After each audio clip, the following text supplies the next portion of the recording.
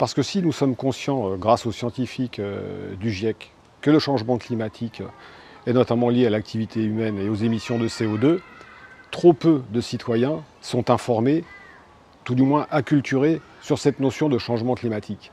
Il est donc important de leur donner les éléments, les données en fait, de compréhension du changement climatique. Pourquoi? À quoi est-il lié?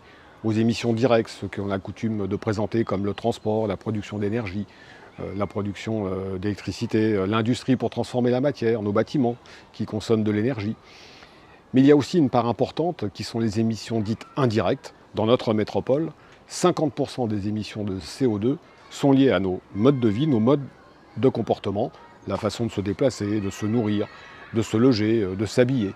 Donc il était important de transmettre ces éléments à la Convention citoyenne pour le climat, aux quelques 120 citoyens tirés au sort, afin qu'ils nous disent ce qu'ils sont prêts à faire, et surtout qu'ils interpellent les élus que nous sommes, donc quelque part pour changer de braquet.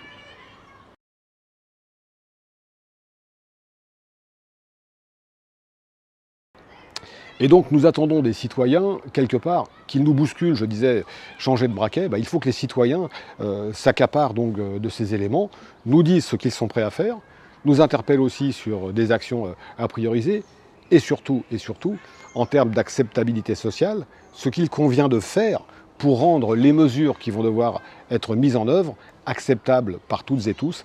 Et on sait que les plus modestes, bien évidemment, seront les premiers touchés par les mesures à mettre en œuvre. Donc nous attendons de la Convention citoyenne qu'elle nous dise ce qu'ils sont prêts à faire et surtout qu'elle nous demande ce qu'il faut faire pour mettre en œuvre les actions qu'ils seront prêts eux-mêmes à mettre en œuvre.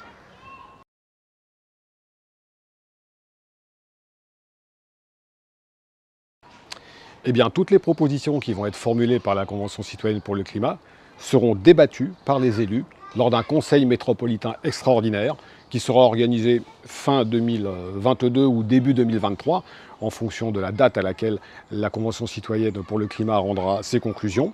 Je dis bien, toutes seront débattues. Les propositions qui relèveront des compétences de la métropole, bien sûr, celles qui pourraient relever des communes ou de l'État seront transférées à l'État ou aux communes. Et enfin, sur des propositions plus complexes, eh bien, la métropole pourra organiser un référendum afin qu'elle soit débattue avec l'ensemble des citoyens.